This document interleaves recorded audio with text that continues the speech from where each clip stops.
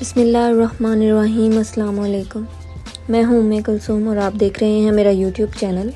Last video में हमने देखा कि किस तरह सीमा और सचिन को गेम खेलते खेलते मोहब्बत हो गई। देखते हैं आगे इस कहानी में क्या हुआ।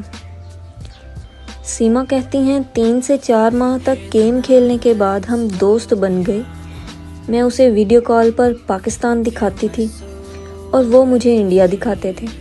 मैं खुश थी कि मैं इंडिया को देख रही हूँ और वो खुश था कि वो पाकिस्तान को देख रहा है। अगर किसी दूसरे मुल्क का कोई शख्स आपसे बात करे तो खुशी तो होती है। सीमा कहती हैं कि मैं ज़्यादा खुश थी कि मैं इंडिया के एक लड़के से बात कर रही हूँ। इस तरह हम सारी रात बातें करने लगे। ये आदत बन गई और हमें मोहब्बत हो गई। जब मोहब्बत गालिब आई तो सीमा ने सचिन से मिलने का फ़ैसला किया, लेकिन सीमा के लिए ये आसान नहीं था। सीमा हैदर का कहना है कि ऐसा नहीं है कि मैं पाकिस्तान से नफ़रत करती हूँ।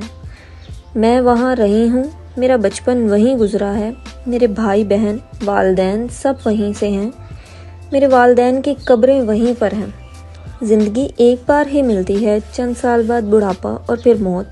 आखिरकार मैंने मोहब्बत का इंतखाब किया। सीमा हैदर ने अपनी मोहब्बत को हासिल करने के लिए नेपाल का इंतखाब किया, लेकिन इनके इंतखाब के पीछे एक ख़ास वजह थी। सीमा कहती हैं हम दुबई से भी मिल सकते थे, लेकिन सचिन के पास पासपोर्ट नहीं था। हमें मालूम हुआ कि हिंदुस्तानी लोग बग़ैर पासपोर्ट के नेपाल जा सकते हैं, तो हमने नेपाल में मिलने का फ़ैसला किया। मुलाकात का वक्त और जगह तय करने के बाद सीमा ने नेपाल का सियाहती वीज़ा लिया और शारजा के रास्ते काठमांडू पहुंची। सीमा कहती हैं मैं पहली बार 10 मार्च 2023 को पाकिस्तान से निकली और शाम को काठमांडू पहुंची। मैं पहली बार हवाई जहाज़ से जा रही थी। जब हवाई जहाज़ ने उड़ना शुरू किया तो मैं बिल्कुल बहरी सी हो गई थी।